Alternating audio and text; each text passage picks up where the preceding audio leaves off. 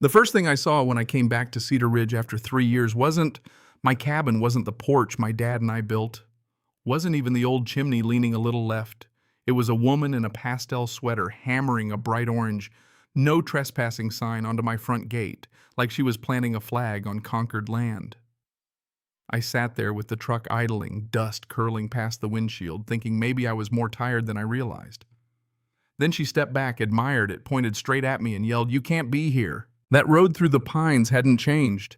Same dusty bends, same crooked fences, same mountain air that smells like cold stone and pine sap.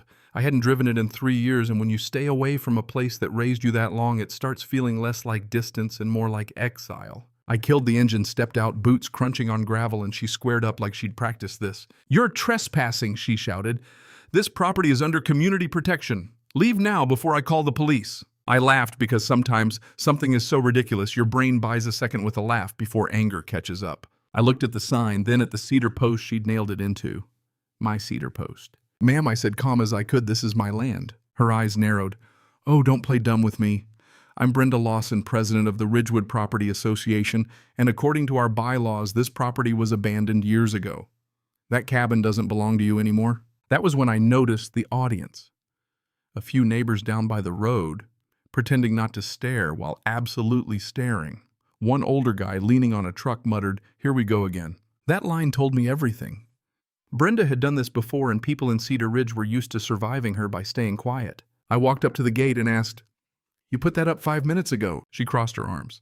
"I put it up because someone had to maintain order around here. You abandoned this place. I've been managing it." Managing it. My dad helped me set those fence posts, and now this woman was telling me she'd been managing my property like she'd inherited a kingdom. "So let me get this straight," I said. "You're saying some HOA took my land?" She smiled. "Exactly." "Interesting.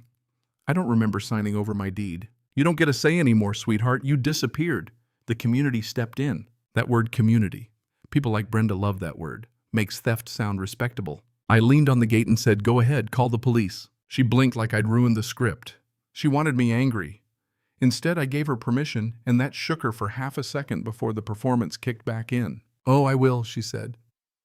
Then she dialed and made sure the whole crowd could hear. "Yes, hello, there's a trespasser on my property. He's aggressive and possibly armed." "Aggressive," I said. "Armed? I haven't even raised my voice." She waved me off. "We'll see what the sheriff says." A couple minutes later, we heard the sirens coming through the trees. The neighbors stepped back. Brenda straightened up like she'd summoned cavalry.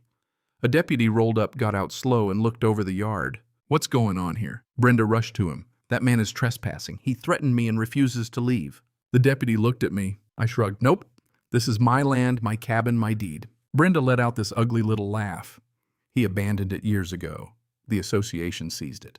The deputy looked back at her and said, "Ma'am, this county doesn't recognize HOA authority outside city limits." That hit her. I saw it. But instead of backing off, she doubled down. "He's lying. Check the records." "Good idea," the deputy said. So he stepped aside and called dispatch. And suddenly the whole place went still. Wind in the pines, dust hanging in the air, neighbors holding their breath. Brenda stood there with her arms folded, trying hard to look confident.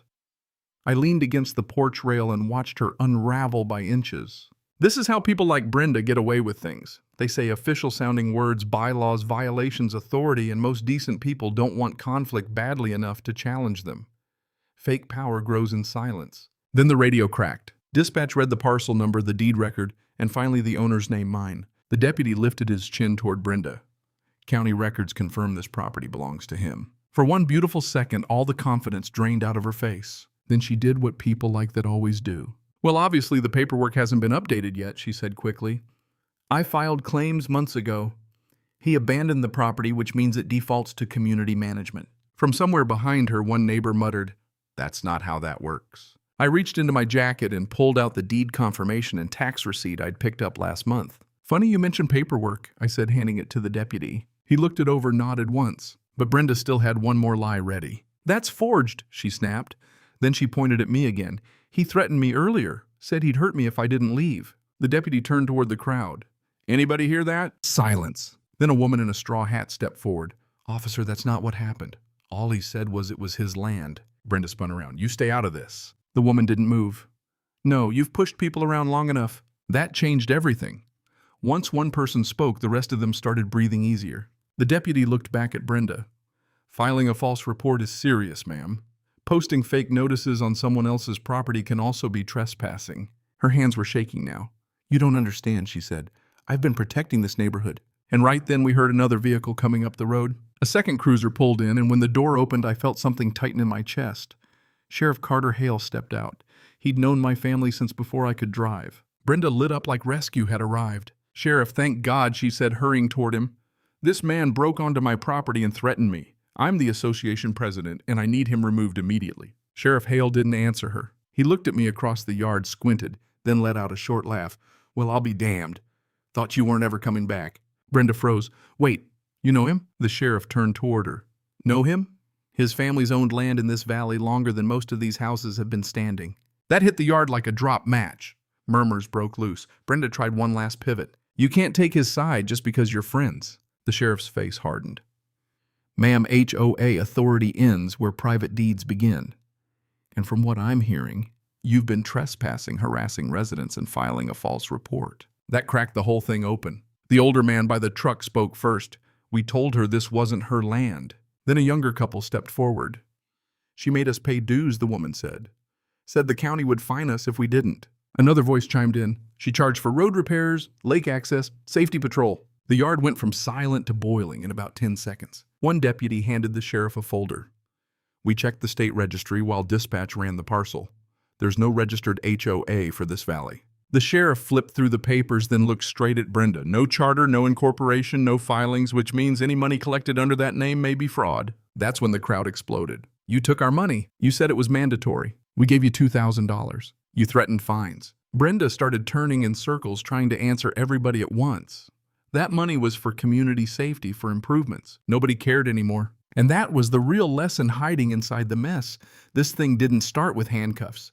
It started with silence, with neighbors who didn't want trouble, with one woman borrowing the language of order until everybody got used to moving around her lies. Sheriff Hale raised one hand and the yard went quiet. Ma'am, he said, right now I'm looking at possible charges for fraud, impersonating authority, harassment, trespassing, and filing a false report. For the first time since I pulled up that road, Brenda looked scared. I took a few steps toward her gravel, crunching under my boots. This could have been simple, I said.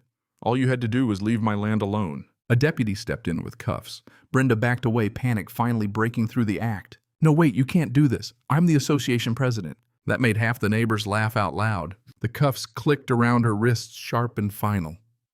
As the deputy walked her toward the cruiser, she turned back toward me and hissed, "This isn't over." Then the car door shut. The cruiser pulled away with the self-appointed ruler of Cedar Ridge in the back seat, and I'm not going to lie, it felt good. There's something satisfying about watching a bully finally collide with the truth. After the dust settled, the neighbors just stood there looking embarrassed, relieved, maybe a little angry at themselves. The older man came over first. "We should have spoken up sooner," he said. Maybe I told him. "But you're speaking now." I walked back to the gate, grabbed that bright orange sign and ripped it free in one hard pull.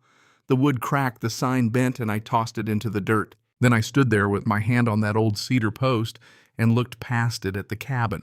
The porch my father helped frame, the windows catching late light, the trees swaying behind it like they'd been waiting for me to come home. And something hit me then. Something ugly but true. A lot of greed doesn't show up looking evil. Sometimes it shows up smiling, organized, talking about standards and safety and what's best for everybody. Sometimes control puts on a nice sweater and calls itself responsibility. That's what makes it dangerous, not just the lie itself, but the way good people start making room for it because they're tired, polite, or scared of conflict. My dad used to say, just because a person is loud doesn't make them right, and just because nobody stops them doesn't mean they belong there. That land was mine yesterday. It was mine that morning. It'll be mine tomorrow. And for the first time in years, Cedar Ridge felt like home again. So let me ask you this: when somebody in a neighborhood or a community starts acting like they are the law just because nobody challenges them, where do you think the line is between keeping order and abusing power? And if you've ever dealt with an HOA, a fake authority figure, or somebody who tried to bully people with rules they never had the right to make, tell me your story. I want to hear where you think justice ends and revenge begins.